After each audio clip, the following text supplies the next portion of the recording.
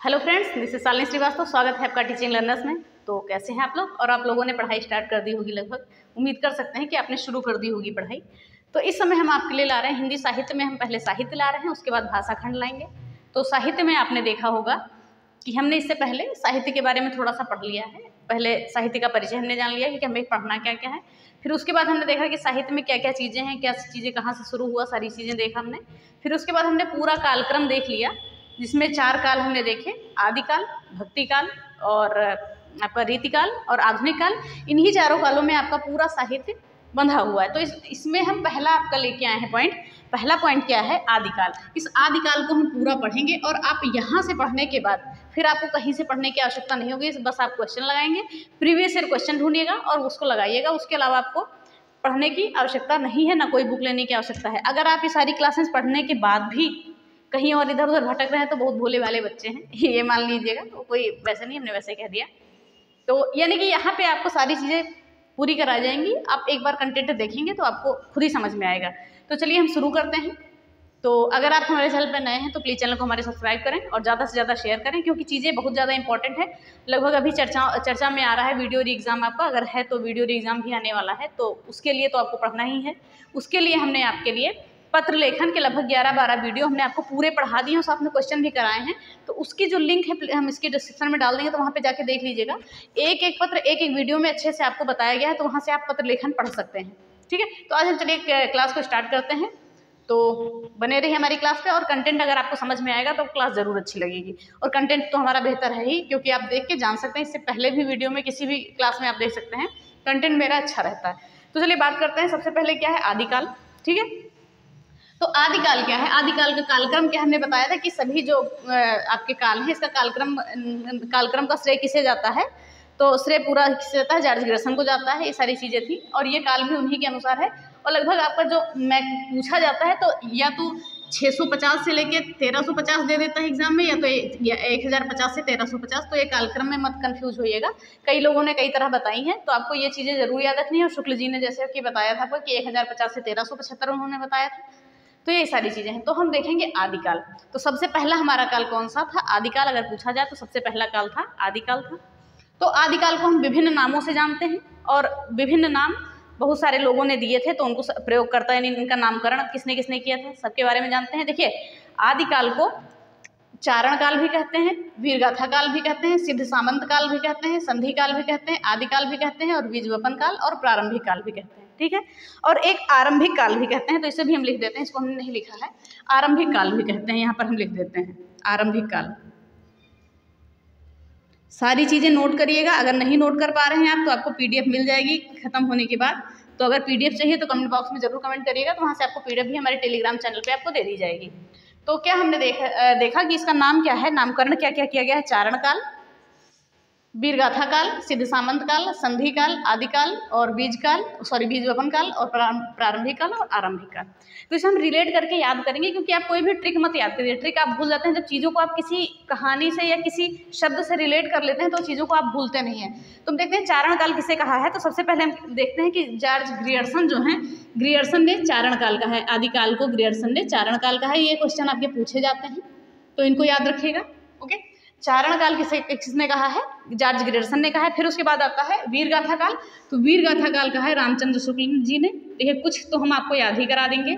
रामचंद्र शुक्ल, ठीक है, इन्होंने क्या कहा है? वीरगाथा काल। अब फिर बात करेंगे सिद्ध सामंत काल किसने कहा है? तो ये कहा है राहुल सांकृत्यायन ने।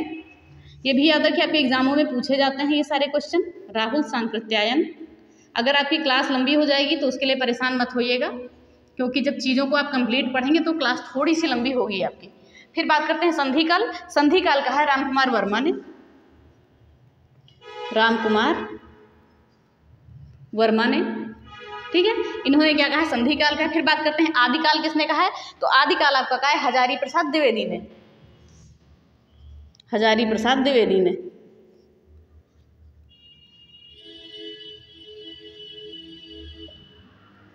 फिर हम बात करते हैं बीजवपन काल कहा है महावीर प्रसाद द्विवेदी ने। महावीर प्रसाद जी ने कहा है बीजवपन काल। तो इन चीज़ों को भी याद रखिएगा, महावीर प्रसाद द्विवेदी।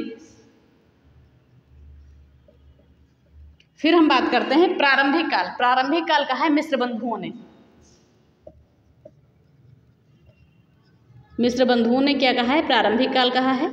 और बात करें आरंभिक काल किसने कहा है, तो आरंभिक काल ये थोड़ा विवाद में है, तो कंफर्म नहीं हो पाया है कि किसने कहा है, तो ये विवाद में है, तो हम यहाँ पर लिख देते हैं विवादास्पद है ये कि किसने कहा, लेकिन कहा जाता है विवादास्पद है ये कि आरंभिक काल किसने कहा है, तो इन चीज़ें नहीं पता है। अब देखिए, अब हम कैसे देखते हैं चारण काल किसने कहा है, ग्रेरसन ने कहा है। ये अगर आपको याद करना है तो अगर मेरी बातों को आप थोड़ा सा ध्यान रखेंगे तो आप चीज़ों को भूलेंगे नहीं। हम जैसे कहते हैं कि चारण से हम चरण कह सकते हैं, ओके, चरण में गिर जाना, तो ऐसे आप याद करें चरण में गिर जाना। आपको कुछ चीज़ें तो याद ही है कि आप रिलेट कर सकते हैं कि क्या चीज़ें कही जा रही हैं, इतना तो आपके पास थोड़ा सा पढ़ा ही होगा आपने, तो पहले से तो आपको ध्यान ही होगा। चरण में गिर जाना यानी चारण काल ग्रेरसन ने कहा है। चरण में गिर गए, ओके, चरण में गिर गए यानी चारण काल किसने कहा है, ग्रेरसन ने कहा है, तो ऐसे आप रिलेट करके याद कर सकते हैं। और वीर गाथा काल, वीर गाथा काल किसने कहा है, रामचंद्र शुक्ल जी ने कहा है। तो रामचंद्र जी क्या थे, वीर थे, ठीक है। जब वीर की गाथाएं लिखी जाती हैं तो उसमें रामचंद्र जी का नाम लिखा जाता है। वैसे याद कर लीजिए कि जब वीर गाथा लिखी जाती है तो उसमें रामचंद्र का नाम लिखा जाता है, ओके, रामचंद्र का नाम लिखा जाता है जब वीर की गाथाएं लिखी जाती हैं। फिर हम बात करते हैं सिद्ध सामंत काल, राहुल संकृत्यायन ने, राहुल ने सिद्ध कर दिया, आप ऐसे याद कर सकते हैं कि राहुल ने सिद्ध कर दिया। फिर बात करते हैं संधि काल, राम कुमार वर्मा, तो वर्मा जी ने क्या की, संधि कर ली। तो अगर राम से आप यहाँ कंफ्यूज होते हैं तो आप ये कह सकते हैं वर्मा जी ने क्या की, संधि कर ली। तो और कवियों में वो जो भी आपके हैं हिंदी साहित्य में राम कुमार वर्मा और महादेवी वर्मा, 2-3 वर्मा ऐसे ही आते हैं, तो लेकिन जो चीज़ें आपको थोड़ी सी ध्यान में होंगी तो आ जाएंगे ध्यान में। फिर बात करते हैं आदिकाल, हजारी प्रसाद द्विवेदी ने। आदिकाल किसे कहते हैं, बहुत सारे वर्ष पहले को हम आदिकाल कहते हैं, यानी कि हजारों वर्ष पहले को हम आदिकाल कहेंगे, तो इसलिए हजारी प्रसाद द्विवेदी आदिकाल। आदि यानी कि आदिकाल किसे कहेंगे, हजारों वर्ष पहले को कहेंगे, यानी कि हजार, ठीक है। तो हजारी प्रसाद द्विवेदी आप वहाँ से याद कर सकते हैं। बीज वपन काल, तो महावीर ने बीज बोया, ऐसे याद कर सकते हैं, महावीर ने बीज बोया। बीज किसने बोया, महावीर ने बोया, ठीक है। अब बात करते हैं प्रारंभिक काल, और प्रारंभ किसने किया था, मिस्र बंधुओं ने किया था। तो अगर आप ऐसे रिलेट करके याद करेंगे तो आपको लगभग चीज़ें याद हो जाएंगी। चलिए हम एक बार और बता देते हैं। चारण काल किसने कहा है, जॉर्ज ग्रेरसन ने कहा है। उसके बाद हम देखते हैं वीर गाथा काल। वीर कौन थे, रामचंद्र जी थे, ओके। वीरों की गाथाएं किसका नाम लिखा जाता है, रामचंद्र जी का भी नाम लिखा जाता है, वीर गाथा काल रामचंद्र शुक्ल। सिद्ध सामंत काल किसने सिद्ध किया था, राहुल संकृत्यायन ने सिद्ध किया था। और संधि किसने की थी, वर्मा जी ने, यानी राम कुमार वर्मा जी ने संधि की थी, यानी संधि काल किसने कहा है कि राम कुमार वर्मा ने कहा है। फिर हम बात करते हैं आदिकाल की, तो आदिकाल यानी हजारों साल पहले, यानी कि हजारी प्रसाद द्विवेदी। तो आदिकाल किसने कहा है, हजारी प्रसाद द्विवेदी जी ने कहा है, ये चीज़ याद रखिएगा। फिर बात करते हैं बीज वपन काल। बीज वपन काल कहा है महावीर प्रसाद द्विवेदी ने। बीज किसने बोया, महावीर ने बोया। फिर बात करते हैं प्रारंभिक काल, मिस्र बंधुओं ने कहा है। तो प्रारंभ किसने किया, मिस्र बंधुओं ने किया, तो आप ऐसे रिलेट करके याद कर सकते हैं। फिर हम बात करते हैं आरंभिक काल की, तो आरंभिक काल किसने कहा ये पता नहीं है, ये विवादास्पद है, ओके। तो आई होप ये नामकरण आपको याद हो गए होंगे। ये नामकरण आपके पूछे जाते हैं, तो इन चीज़ों को आप याद रखिएगा। ये नामकरण आपके हमेशा पूछे जाते हैं, किसी भी एग्जाम में आप देखेंगे, चाहे वो यूपी टेट हो, चाहे सुपर टेट हो, कितने भी एग्जाम हो जहाँ भी हिंदी पूछी जाती है, सब जगह आपका ये जरूरी है, ठीक है। अब हम बात करते हैं आगे। आगे क्या कहा गया है कि यहाँ पर कृतियाँ कितने प्रकार की होती हैं। आदिकाल में कृतियाँ 3 प्रकार की होती थी, ठीक है। 3 प्रकार की कृतियाँ होती थी। कौन कौन सी कृतियाँ, देखिए कृतियाँ जो भी लिखी जाती थी या तो धार्मिकतापूर्ण लिखी जाती थी, या तो वीरों की गाथाओं से पूर्ण लिखी जाती थी, या तो श्रृंगारपूर्ण लिखी जाती थी। तो 3 प्रकार की कृतियाँ आपको मिलती हैं, एक धार्मिकतापूर्ण, एक वीर गाथापूर्ण और एक श्रृंगारपूर्ण। तो ये पूछा जाता है आपका, ये भी पूछा जाता है, इंपॉर्टेंट है, क्योंकि जो भी चीज़ें आप पढ़ रहे हैं यहाँ पर सारी चीज़ें आपको 1 लाइनर में इंपॉर्टेंट चीज़ें मिलेंगी। तो आप ये चीज़ें सारी नोट करिएगा, अच्छे से नोट करिएगा। नहीं नोट कर पा रहे हैं तो आपको PDF मिल जाएगी, लेकिन आप नोट करेंगे तो ज़्यादा सही रहेगा। तो कृतियाँ 3 प्रकार की कौन कौन सी, धार्मिकतापूर्ण लिखी गई हैं, यहाँ पर वीरगाथापूर्ण लिखी है और श्रृंगारपूर्ण लिखी गई हैं, ओके। तो ये सारी चीज़ें हो गई। फिर अब हम बात करते हैं, देखिए यहाँ पर क्या है कि वीरगाथा के साथ साथ श्रृंगार की भी प्रधानता रही है। अब देखते हैं साहित्य शैली, ये इंपॉर्टेंट है आपका। साहित्य शैली आदिकाल में 2 प्रकार की होती थी, 2 प्रकार की थी साहित्य शैली। कौन कौन सी थी, डिंगल और पिंगल। ये आपने डिंगल और पिंगल बहुत ज़्यादा नाम सुना होगा। तो डिंगल जो शैली थी, साहित्य शैली थी, डिंगल थी, ये कर्कश थी आपकी, ये क्या थी, कर्कश थी। और जो पिंगल थी ये कर्णप्रिय थी। अब देखिए कर्कश और कर्णप्रिय का मतलब क्या है, देखिए कर्कश यानी कि सुनने में ना अच्छा लगना। जो डिंगल शैली थी ये सुनने में नहीं अच्छी लगती थी, ये नहीं मान के चलिए कौवे की भाषा, ओके। तो मान के चलिए आप कौवे की भाषा कर्कश थी, सुनने में बिल्कुल नहीं अच्छी लगती थी डिंगल शैली, और पिंगल जो थी कर्णप्रिय थी, यानी कोयल की भाषा मान सकते हैं, यानी कोयल जैसी थी और सुनने में कानों को प्रिय लगती थी। ठीक है, सुनने में क्या होता था, कानों को प्रिय लगती थी पिंगल, और इसीलिए आगे चलकर इसे ब्रजभाषा में इसका विगलन हो गया था पिंगल का। ठीक है, आगे चलकर इसका किसमें हो गया था, ब्रजभाषा में विगलन हो गया था। आगे चलकर ब्रजभाषा में, ये भी याद रखिएगा, ब्रजभाषा में विगलन हो गया था किसका, पिंगल का। तो ये चीज याद रखिएगा, विगलन हो गया था। ठीक है, तो ये सारी चीजें आपके लिए बन जाएंगी जरूरी। आई होप आपको ये सारी चीजें समझ में आ रही होंगी। अगर कुछ कमी है तो प्लीज कमेंट में जरूर लिखें कि आपकी क्लास में ये कमी है, तो हम सुधार करेंगे। ठीक है, चलिए हमने क्या देखा, साहित्य शैली दो प्रकार की थी, डिंगल और पिंगल। डिंगल क्या थी, कर्कश भाषा थी जो अच्छी नहीं लगती थी, काटने वाली भाषा थी, और पिंगल थी कर्णप्रिय भाषा थी, कानों को अच्छी लगने वाली थी, यानी कोयल की भाषा थी। इसीलिए पिंगल को जो है आगे चलकर ब्रजभाषा में इसका विगलन कर दिया गया था। ठीक है, तो हमने देख लिया शैलियाँ दो प्रकार की थी, कृतियाँ तीन प्रकार की थी, ये चीजें जान ली। अब हम देखते हैं काव्य कितने प्रकार के थे आदिकाल में। तो आदिकाल में जो आपके काव्य थे ये दो प्रकार के होते थे। ठीक है, दो प्रकार, 2 टाइप्स, दो प्रकार के। कौन कौन से काव्य, प्रबंध काव्य और मुक्तक काव्य। अब ये चीजें आपको जानना जरूरी है। तो प्रबंध काव्य में क्या क्या आया, प्रबंध काव्य में आपका आया रासो साहित्य, कीर्ति पताका और कीर्तिलता। अब देखते होंगे आप रासो, ये लिखा है, रासो क्या है, तो रासो एक ग्रंथ होता था। तो रासो में क्या होता था, राजा की नीतियां होती थी, राजा की जो भी नैतिकता है, उनकी घटनाएं हैं, जिस ग्रंथ में उनका वर्णन होता था वो रासो कहलाते थे। अगर पूछा जाए रासो यानी कि राजा के जितने भी कार्य थे, जितनी भी अच्छाइयाँ बुराइयाँ कहाँ लिखने देते थे लोग, अच्छाइयाँ थी, वो जिस ग्रंथ में लिखी होती थी, जिस ग्रंथ में संकलित की जाती थी, उसे हम रासो ग्रंथ कहते थे। ठीक है, तो प्रबंध काव्य में क्या क्या आता है, रासो साहित्य, कीर्ति पताका और कीर्तिलता। और ये जो दो कीर्ति पताका और कीर्तिलता जो है ये विद्यापति ने लिखी है, ये भी चीज याद रखिएगा, विद्यापति ने लिखी है। ठीक है, और आपकी ये कीर्ति पताका अवहट्ट भाषा में लिखी हुई है, ये याद रखिएगा, अगर पूछा जाए कभी पूछ लिया जा सकता है। कीर्ति पताका आपकी अवहट्ट भाषा में लिखी है। ठीक है, अवहट्ट में लिखी है, और जो कीर्तिलता है आपकी मैथिली में लिखी हुई है। ठीक है, अब आपने ये तो देख लिया कि प्रबंध काव्य में क्या क्या आता है। ठीक है, आपने ये तो देखा प्रबंध काव्य में आता है क्या क्या, लेकिन आपने ये नहीं देखा कि प्रबंध काव्य कहते किसे हैं। तो ये भी हम बात कर लेते हैं कि प्रबंध काव्य कहते किसे हैं। जो प्रबंध काव्य आपका होता है, तो यहाँ पर क्या होता है, जो काव्य लिखा होता है, छंद जो होते हैं, ये एक सिरे से आखिरी सिरे तक आपस में जुड़े रहते हैं।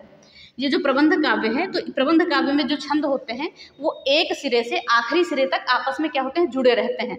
ठीक है, आपस में क्या होते हैं, जुड़े रहते हैं, यानी कि एक ही छंद से जुड़े रहना क्या होता है, प्रबंध काव्य। यहाँ पर लिख सकते हैं एक ही छंद से जुड़े, एक छंद से आखिरी छंद तक आपस में जुड़े रहते हैं, एक छंद से आखिरी छंद तक आपस में जुड़े रहते हैं। ठीक है, आखिरी छंद तक आपस में जुड़े रहते हैं, आपस में जुड़े रहते हैं, तो वो क्या कहते हैं, प्रबंध काव्य होते हैं। कि जब एक छंद से आखिरी छंद तक जुड़े हों तो वो होते हैं प्रबंध काव्य। प्रबंध काव्य में 3 प्रकार के साहित्य थे, जो भी रासो साहित्य, कीर्ति पताका और कीर्तिलता। तो जो कीर्ति पताका और कीर्तिलता है ये विद्यापति ने लिखा है। कीर्ति पताका अवहट्ट भाषा में लिखी है, और जो कीर्तिलता है ये मैथिली भाषा में लिखी है, इसको याद रखिएगा। फिर देखते हैं मुक्तक काव्य। तो पहले हम देख लेते हैं मुक्तक काव्य क्या होता है। मुक्तक यानी मुक्त से स्पष्ट हो रहा है हमारा कि अलग अलग। ठीक है, मान सकते हैं मुक्तक का मतलब क्या होता है, मुक्त से स्पष्ट होगा कि अलग अलग। तो मुक्तक में यहाँ पर जो होता है हर छंद अपने आप में पूर्ण होता है। इस काव्य में क्या होता है, हर छंद अपने आप में पूर्ण होता है, अपने आप में पूर्ण होता है, ये होता है मुक्तक काव्य। हर छंद जो है अपने आप में पूर्ण होता है, ये चीजें याद रखिएगा। यहाँ पर मुक्तक काव्य में क्या क्या आ गई हैं, खुसरो की पहेलियाँ, सिद्धनाथों की रचनाएं और विद्यापति की पदावली।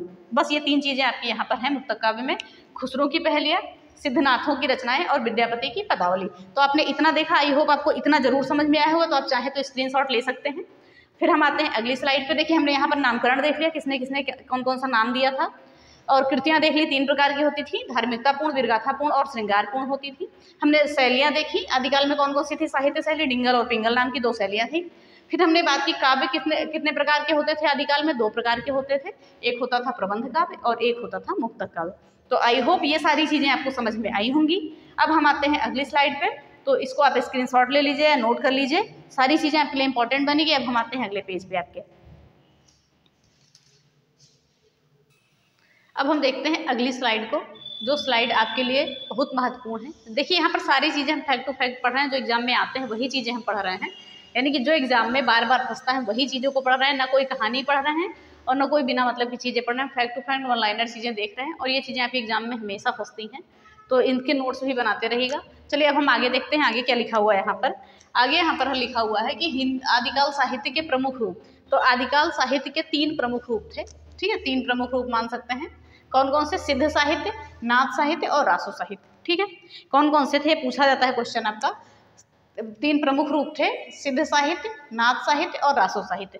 तो पहले हम देखते हैं सिद्ध साहित्य क्या होता है। तो सिद्ध साहित्य जैसा कि हमने यहाँ पर लिख दिया है आपका कि सिद्धों द्वारा जनभाषा में लिखित साहित्य। जो सिद्धों द्वारा, सिद्ध जो होते हैं, ठीक है, सिद्धों द्वारा, प्रथम कवि बोल सकते हैं, सिद्ध कवि बोल सकते हैं, ऐसा नहीं है कि नहीं बोल सकते हैं।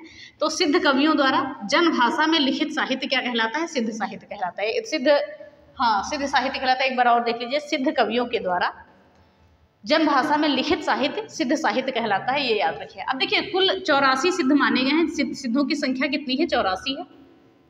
ये क्वेश्चन आपका पूछा जाता है और पूछा भी गया है, तो याद रखिएगा। तो 84 सिद्धों में सरहपा, सबरपा आदि बहुत सारे कवि आ जाते हैं, तो ये चीज़ें भी याद रखिएगा। तो 84 सिद्धों की संख्या कितनी होती है? 84 होती है। और अगर प्रथम सिद्ध की बात करें तो प्रथम सिद्ध थे सरहपा, ठीक है, ये पूछा जाता है आपका। प्रथम सिद्ध कौन थे? तो प्रथम सिद्ध थे सरहपा, और इन्हें सहजयान का प्रवर्तक भी कहा जाता है। सरहपा को सहजयान का प्रवर्तक भी कहा जाता है, सहजयान का प्रवर्तक। ओके, तो हमने क्या देखा सिद्ध साहित्य में हमने देखा कि जो सिद्ध कवियों के द्वारा जनभाषा में लिखित साहित्य होता है उसे हम क्या कहते हैं? सिद्ध साहित्य कहते हैं। और सिद्ध साहित्यों की संख्या कितनी होती है, यानी सिद्ध कितने माने गए हैं? 84 सिद्ध माने गए हैं। इसमें सरहपा, शबरपा आदि कवि आते हैं, और प्रथम सिद्ध माना गया है सरहपा को, और इन्हें सहजयान का प्रवर्तक भी माना गया है सिद्ध को। अब देखिए यहाँ पर जो रचनाएं होती हैं 2 रूप में लिखी जाती हैं। जो सिद्ध साहित्य में रचनाएं हैं 2 रूप में लिखी जाती हैं। तो पहला क्या है आपका? दोहा कोश, और दूसरा क्या है? चर्यापद, ठीक है। पहला क्या है? दोहा कोश, और दूसरा क्या है? चर्यापद। तो जो सिद्धचार्य जो होते हैं, सिद्धचार्यों के द्वारा रचित दोहे जो होते हैं, ये क्या कहलाते हैं? दोहा कोश। सिद्धचार्यों के द्वारा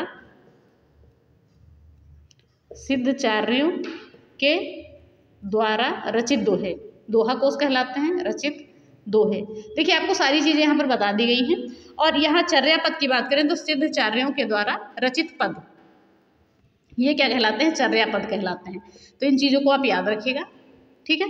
तो यहाँ पर जो है सिद्ध साहित्य भी आपका कंप्लीट होता है। सिद्ध साहित्य में आपने जान लिया कि 84 सिद्ध होते हैं, 84 सिद्ध होते हैं, संख्या इतनी होती है। प्रथम सिद्ध कवि थे सरहपा, और इन्हें सहजयान का प्रवर्तक भी कहा जाता है। और सिद्धों जो रचनाएं होती हैं 2 प्रकार से लिखी जाती हैं, 2 रूप में की जाती हैं, एक दोहा कोश और चर्यापद। दोहा कोश क्या होता है? जो सिद्धचार्य होते हैं इनके द्वारा जो रचित दोहे होते हैं इन्हें हम दोहा कोश कहते हैं, और इनके द्वारा सिद्धचार्यों के द्वारा रचित जो पद हैं उन्हें हम क्या कहते हैं? चर्यापद कहते हैं। तो ये आपका कंप्लीट हो गया। तो हमने देख लिया सिद्ध साहित्य को हमने कंप्लीट कर लिया, और ये सारी चीज़ें आप नोट करिएगा, ओके। फिर हम बात करते हैं नाथ साहित्य। नाथ साहित्य में सिर्फ आपको इसके प्रवर्तक का नाम याद रखना है, गोरखनाथ। प्रवर्तक इसके कौन है? गोरखनाथ। गोरखनाथ, बस इतना ही आपको याद रखना है इसमें। प्रवर्तक इसके कौन है? गोरखनाथ है। और बात करें रासो साहित्य, रासो साहित्य में कुछ रचनाएं हमने लिख दी हैं। रासो साहित्य में वैसे आपको कुछ भी नहीं पढ़ना है, बस आपको रासो ग्रंथ हमने बता दिया कि रासो ग्रंथ किसे कहते हैं। तो कुछ चीज़ें हैं जो हमें देखनी है यहाँ पर, तो इन चीज़ों को आप देख लीजिए, 1 मिनट। तो रासो साहित्य में हमने कुछ रचनाएं लिख दी हैं। रचनाएं क्या? जो भी रचनाएं की गई थी उन सभी चीज़ों को हमने लिख दिया है, तो चीज़ों को देख लीजिए। तो रासो साहित्य में जैसे हमारा आ जाता है पृथ्वीराज रासो, खुमार रासो, परमाल रासो, बीसलदेव रासो और विजयपाल रासो। ये कुछ प्रमुख रचनाएं हैं, ठीक है, रासो साहित्य की। तो पृथ्वीराज रासो को किसने लिखा है? चंद्रबरदाई ने लिखा है, ठीक है। और खुमार रासो को लिखा है दलपति विजय ने, परमाल रासो को लिखा है जगनिक ने, बीसलदेव रासो को लिखा है नरपति नाल्ह ने, और विजयपाल रासो को लिखा है नल्ह सिंह ने। देखिए मैंने ऐसे याद किया था इसका, चंद्रबरदाई पृथ्वीराज रासो तो सब जानते होंगे। हमने इसको खुमदल ऐसे याद कर लिया था, खुमदल ऐसे याद हो गया था। परम जग हमने याद किया था, 20 नर याद किए थे, नहीं 20 जो है नर थे, और विजय नल है। तो सारी चीज़ें वैसे आपको याद हो जाएंगी, पहले से भी याद होंगी, लेकिन चीज़ें आपके यहाँ कॉन्सेप्ट क्लियर होगा। तो हम देखते हैं सबसे इंपॉर्टेंट आपकी रचनाएं सारी पूछी जाती हैं यहाँ पर। पृथ्वीराज रासो लिखा है चंद्रबरदाई ने, खुमार रासो लिखा है दलपति विजय ने, परमाल रासो लिखा है जगनिक ने, और बीसलदेव रासो लिखा है नरपति नाल्ह ने, और विजयपाल रासो लिखा है नल्ह सिंह ने। तो कुछ चीज़ें हैं जो है यहाँ पर और जान लेते हैं। देखिए यहाँ पर हम ये जान लेते हैं कि जो पृथ्वीराज रासो है ये हिंदी का प्रथम काव्य माना गया है। क्या माना गया है? पृथ्वीराज रासो जो है हिंदी का प्रथम महाकाव्य माना गया है। हिंदी का प्रथम महाकाव्य, हिंदी का प्रथम महाकाव्य, सारी चीज़ें लिखिएगा ये।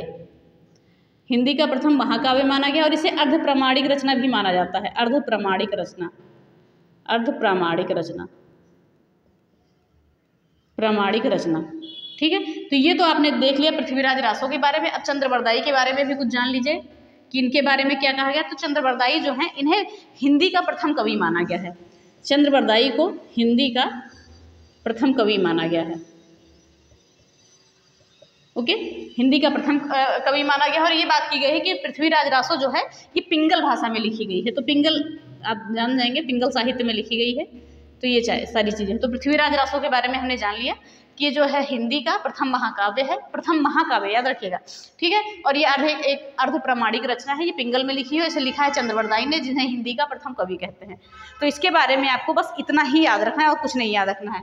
खुमार रासो के बारे में केवल आपको इसके रचनाकार का ही नाम याद रखना है, परमाल रासो, जगनिक। ठीक है, तो जो परमाल रासो है आपका, ये अति संयुक्त का सबसे बड़ा उदाहरण था। तो परमाल रासो हम यहाँ पे लिख देते हैं, अति संयुक्त का सबसे बड़ा उदाहरण इसे माना जाता है। अगर कहीं पूछ लिया जाए तो आप लिख सकते हैं अति संयुक्ति का सबसे बड़ा उदाहरण।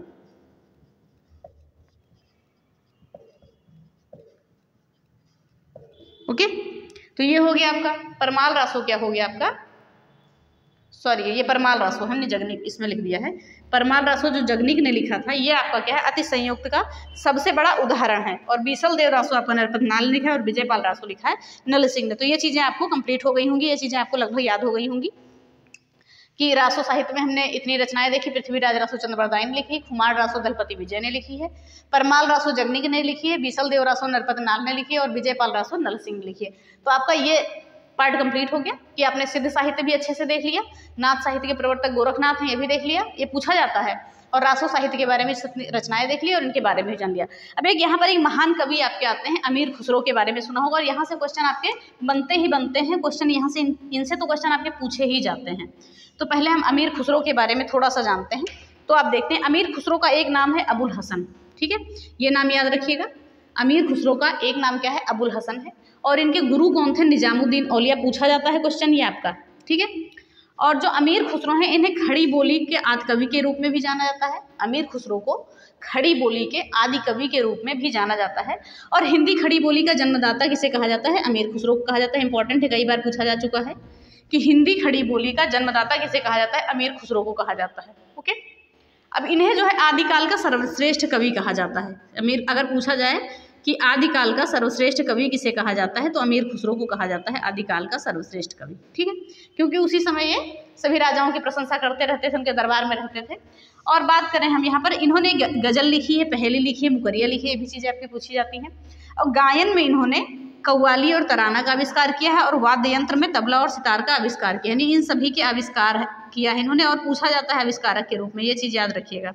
ठीक है, तो अगर पूछा जाए गायन में किसका आविष्कार किया है इन्होंने, कव्वाली और तराना का, और वाद्य यंत्र में तबला और सितार का इन्होंने क्या किया है, आविष्कार किया है। तो ये सारी चीज़ें याद रखिएगा। और एक महत्वपूर्ण चीज़ और, ठीक है, एक महत्वपूर्ण चीज़ और है आपका कि हिंदी इस्लामी समन्वित संस्कृति का प्रथम प्रतिनिधि किसे कहा जाता है, अमीर खुसरो को कहा जाता है। बहुत ही इंपॉर्टेंट लाइन है आपका।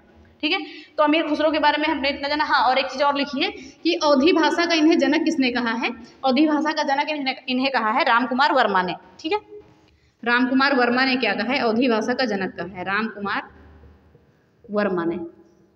तो अमीर खुसरो के बारे में इतनी चीज़ें बहुत हैं, अब इससे ज़्यादा चीज़ें कुछ नहीं पूछी जाती। हाँ, अमीर खुसरो को तोता ए हिंद भी कहा जाता है, ये भी याद रखिएगा, ये तो सबको पता होगा, तोता ए हिंद भी कहा जाता है।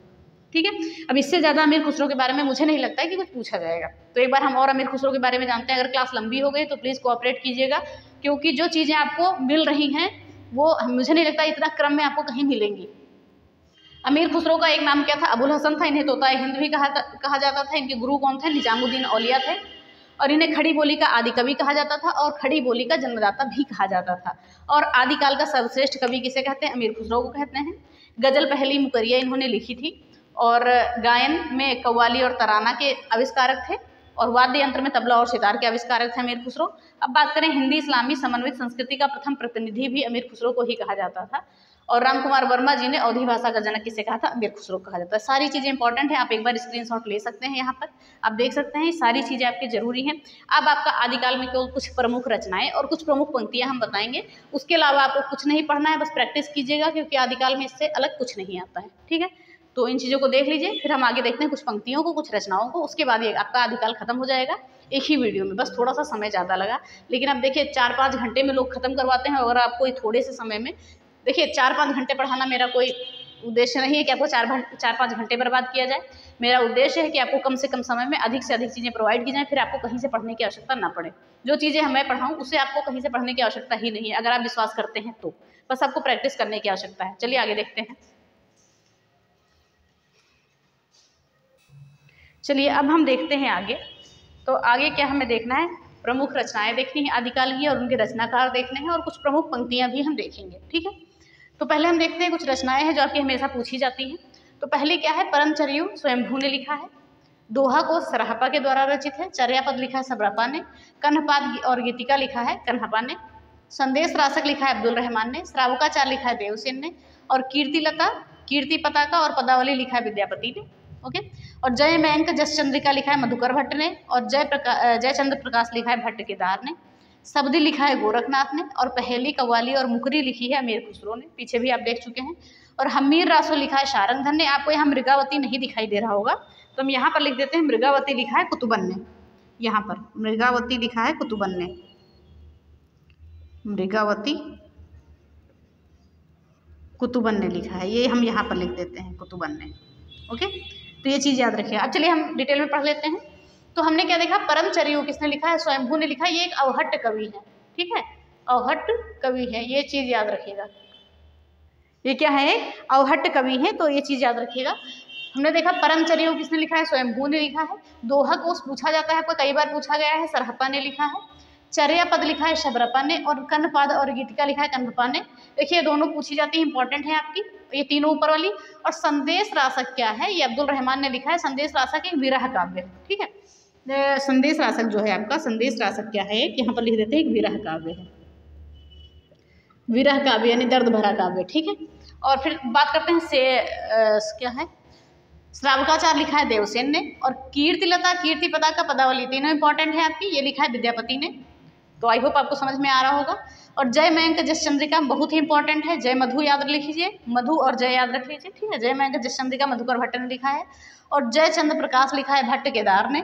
देखिए दोनों लगभग मैच कर जाएंगे, तो अलग अलग याद करना पड़ेगा। शब्दी लिखा है गोरखनाथ ने। और पहेली, कव्वाली और मुकरी लिखी है किसने, अमीर खुसरो ने, इंपॉर्टेंट है, याद रखिएगा।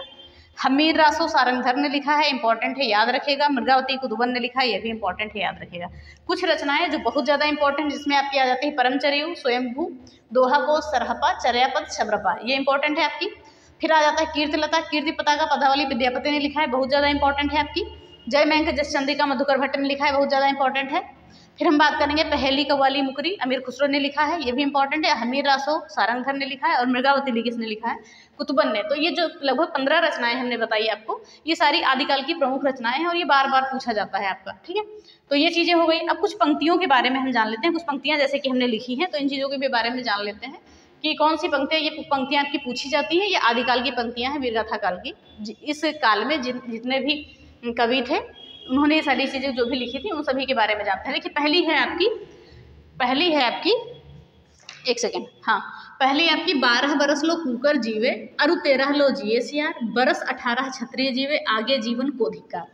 तो ये जो 4 पंक्तियां हैं, ये लिखी है किसने लिखी है, जगनिक ने लिखी है। किसमें, परमाल रासो में। और परमाल रासो क्या है, आल्हा खंड है। और हमने बताया था आपको कि परमाल रासो जो है अति संयुक्त का सबसे बड़ा उदाहरण है, जो आपको देखने को मिल रहा होगा। ठीक है, तो हमने क्या देखा, 12 बरस लो कूकर जीवे, अरु 13 लो जिए सियार, बरस 18 क्षत्रिय जीवे, आगे जीवन को धिक्कार। जगनिक ने लिखा है, इनका एक आल्हा खंड है परमाल रासो, उसी में सारी चीजें लिखी गई हैं। ठीक है, फिर हम बात करते हैं आगे, हमारी एक पंक्ति है, जोई जोई पिंडे सोई ब्रह्मंडे। ठीक है, ये लिखा है गोरखनाथ ने, आपको ये क्यों लाइन याद रखनी है। फिर बात करते हैं, बड़ी कठिन है डगर पनघट की, ये अमीर खुसरो ने लिखा है। बड़ी कठिन है डगर पनघट की, ये एक कव्वाली है, ये कव्वाली है जिसे अमीर खुसरो ने लिखा है। बड़ी कठिन है डगर पनघट की, इसमें सारी पंक्तियां आपकी इंपॉर्टेंट हैं। ठीक है, फिर आगे क्या है, एक थाल मोती से भरा, सबके सिर औंधा धरा। एक थाल मोती से भरा, सबके सिर औंधा धरा, चारों ओर थाल फिरे, और मोती उससे एक ना गिरे। ये लिखी है अमीर खुसरो ने। ये आप नाम से ही जान रहे होंगे कि पहेली है। ठीक है, इस पहेली का अर्थ भी बता दीजिए क्या होता है, कि क्या होगा इस पहेली का मतलब। ठीक है, एक थाल मोती से भरा, सबके सिर औंधा धरा, चारों ओर थाल फिरे और मोती उससे एक ना गिरे। ये पहेली है अमीर खुसरो की। तो अगर आप ये दिमाग थोड़ा सा लगाएंगे तो इसका कमेंट बॉक्स में लिखिएगा, वैसे बता दे रहे हैं आकाश होता है, ठीक है। तो ये सारी चीज़ें होंगी, अमीर खुसरो की ये पहेली है। फिर आगे क्या है आपका, छाप तिलक सब छीनी रे मुँह से नैना मिलाई के, इंपॉर्टेंट है आपका ये भी अमीर खुसरो ने लिखी है। ये क्या है, मुकरी, सॉरी मुकरी नहीं है, ये भी क्या है, कव्वाली है आपकी, मुकरी नहीं है कव्वाली है, ठीक है। तो अमीर खुसरो की ये क्या है, कव्वाली है। छाप तिलक सब छीनी रे मुँह से नैना मिलाई के। तो ये हो गई, कुछ पंक्तियां हो गई।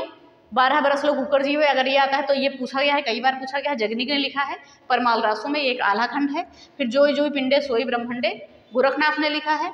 बड़ी कठिन है डगर पनघट की, अमीर खुसरो जी की है, क्या है ये, कव्वाली है। और एक थाल मोती से भरा, सबके सिर औंधा धरा, चारों ओर थाल फिरे और मोती उससे एक न गिरे, लिखा है अमीर खुसरो जी ने, ये क्या है, पहेली है उनकी। और छाप तिलक सब छीने रे मुँह से नैना मिला के, ये क्या है, कव्वाली है अमीर खुसरो जी की। अब देखिए एक पंक्ति आपकी और बची है जो इंपॉर्टेंट थी, वो भी हम अगले स्लाइड में आपको बता देते हैं।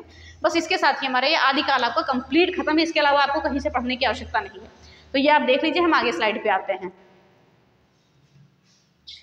चलिए अब हम देख लेते हैं, अंतिम स्लाइड पे आते हैं और यहीं पे हम आदिकाल को खत्म करेंगे, ठीक है। तो देखिए लास्ट पंक्ति हमारी बची थी, क्या थी, कि नित मेरे घर आवत है, रात गए फिर जावत है, हसत अमावस गौरी दे फंदा, हे सखी साजन हे सखी चंदा। ये भी है रचना है अमीर खुसरो जी की। तो ये सारी जो पंक्तियां हमने जो लिखी हैं, ये सबको याद रखना है आपको। अमीर खुसरो जी की ये है मुकरी, तो ये याद रखिएगा। एक बार और पढ़ देते हैं, ठीक है, एक बार और पढ़ते हैं। नित मेरे घर आवत है, रात गए फिर जावत है, हसत अमावस गौरी दे फंदा, हे सखी साजन हे सखी चंदा, ठीक है। तो ये अमीर खुसरो जी ने लिखी है, मुकरी है। तो ये हो गई है आपका आदिकाल पूरा खत्म हो गया। कुछ महत्वपूर्ण तथ्य उनको भी हम देखते हैं। देखिए जो आदिकाल है, यहाँ पर क्या होता था, यहाँ पर आश्रयदाताओं की प्रशंसा की जाती थी। जहाँ तक आप जानते होंगे कि राजाओं का केवल क्या, वीर गाथा काल इसलिए कहा गया था कि उनकी गाथाओं को गाइए आप, ठीक है। तो ये सारी चीज़ें, देखिए कुछ चीज़ें और हैं यहाँ पर जो है, इसमें आदिकाल में क्या है, आदिकाल के जो कवि हैं लेखक हैं, जो भी चीज़ हैं, इन्होंने युद्धों का सुंदर एवं सजीव वर्णन किया है। ये महत्वपूर्ण तथ्य हो गया आपका। और यहाँ पर आश्रयदाताओं की प्रशंसा की जाती थी। ऐतिहासिकता का अभाव पाया जाता है, चीज़ें याद रखिएगा। और यहाँ पर दरबारी संस्कृति पाई जाती है। अगर कभी पूछ लेता है एग्जाम में कि आदिकाल में कौन सी संस्कृति थी, दरबारी संस्कृति पाई जाती थी। बहुत सारे कवि दरबारी कवि होते थे। अब एक महत्वपूर्ण चीज़ है कड़वक, ठीक है। जैसा कि कड़वक हमने लिखा है आपको, ये चौपाई के साथ जब दोहा रखने की पद्धति जो है क्या कहलाती है, कड़वक कहलाती है। चौपाई के साथ दोहा रखने की पद्धति कड़वक कहलाती है। तो ये याद रखें, कड़वक अगर पूछा जाए किसे कहते हैं तो क्या हो जाएगा, चौपाई के साथ दोहा रखने की पद्धति कड़वक कहलाई जाती है। इसे जो है भक्ति काल में मलिक मोहम्मद जायसी और तुलसी ने प्रयोग किया है। भक्ति काल में मलिक मोहम्मद जायसी और तुलसीदास जी ने इसका प्रयोग किया है। तो ये सारी चीज़ें हो गई। इसी के साथ आपका क्या होता है, आदिकाल यानी कि वीरगाथा काल, यानी कि चारण काल, कुछ भी कह सकते हैं, बीजवपन काल, वो आपका समाप्त होता है। एक ही वीडियो में हमने सारी चीज़ें समाप्त कर दी। कुछ चीज़ आपकी नहीं बची है, कोई भी चीज़ नहीं छूटी है। अब आप यहाँ से पढ़ने के अलावा कहीं और पढ़ने की आवश्यकता नहीं है। जैसा कि हमने पहले ही कह दिया था कि अगर आप यहाँ से क्लास पढ़ने के बाद फिर इधर उधर भटकते हैं तो आप बहुत अभी छोटे बच्चे हैं, आप समझदार नहीं हैं, ठीक है। तो यहाँ पे हमने कोई भी चीज़ ऐसी है जो ऐसी नहीं है जो हमने छोड़ी हो। सभी चीज़ें हमने आपको कंप्लीट कर दी। किसी भी एग्जाम के लिए जहाँ भी आपकी हिंदी पूछी जाती है, साहित्य पूछा जाएगा, वहाँ के लिए इंपॉर्टेंट है आपकी। इतना क्रम वाइज, इतना सटीक विश्लेषण आपको यहाँ पर कोई नहीं देगा, ये बात याद रखिएगा, ठीक है। तो अब हम बात करते हैं, यहाँ पर एक हमारी टेलीग्राम आईडी है, आप चाहें तो इसको ज्वाइन कर सकते हैं। अगर आपको PDF चाहिए तो यहाँ पर मिल जाएगी, teaching learners by Shalini Srivastava, ये हमारी टेलीग्राम आईडी है। अब बात करें, देखिए अभी चर्चा उठी हुई है 1-2 दिन से कि वीडियो और एग्जाम की डेट आ रही है कि मई जून तक आएगी, हो सकता है आ भी जाए। तो उसके लिए क्या है, हमने पत्र लेखन आपका कंप्लीट करा दिया है। पत्र लेखन लगभग 5-6 क्वेश्चन आपके पूछते हैं वहाँ पर, ठीक है। पत्र लेखन को हमने एक पत्र एक वीडियो में अच्छे से कंप्लीट कराया है। तो इसकी जो लिंक है हम इसकी डिस्क्रिप्शन में डाल देंगे, तो ये चीज़ याद रखिएगा, ठीक है। लिंक और हिंदी लगभग हमने कंप्लीट करा दी है। कुछ चीज़ें हमारी बची हुई हैं, वो भी हम कंप्लीट कर लेंगे, वो भी लिंक आपके डिस्क्रिप्शन में बढ़ जाएगी। अब साहित्य तो हम करा ही रहे हैं यहाँ, यानी कि वीडियो की हिंदी आपकी यहाँ से कंप्लीट हो जाएगी, ठीक है। तो ये चीज़ें, और हिंदी जो हम पढ़ा रहे हैं ये आपका यूपी टेट होगा, सुपर टेट है, रीट का है, यूपी SSC का है, किसी का भी जहाँ भी आपकी हिंदी पूछी जाती है, यानी कि PCS के लिए, CSET के लिए भी जरूरी है, ये सारी चीज़ें हो जाएंगी आपकी। तो सबके लिए इंपॉर्टेंट है, कोई एक खास एग्जाम के लिए नहीं। हमने थंबनेल में भी आपका ऐसा कुछ पर्टिकुलर एग्जाम का नाम नहीं मेंशन किया है। तो चलिए इसी के साथ हम इस वीडियो को ख़त्म करते हैं। और अगर पसंद आई होगी तो प्लीज़ कमेंट जरूर करिएगा। अगर PDF चाहिए तो कमेंट बॉक्स में डाल दीजिए, तो हम आपको टेलीग्राम पे PDF आपकी प्रोवाइड करा देंगे। चलिए इसी के साथ वीडियो खत्म करते हैं। जरूर शेयर करिएगा, बहुत ज़्यादा इंपॉर्टेंट है ये, और लोगों तक शेयर करिएगा। इसी के साथ हम वीडियो खत्म करते हैं। धन्यवाद, जय हिंद। और हमारे वीडियो को लाइक करें, शेयर करें, चैनल को सब्सक्राइब करें, बेल आइकन दबाना ना भूलें। धन्यवाद, जय हिंद।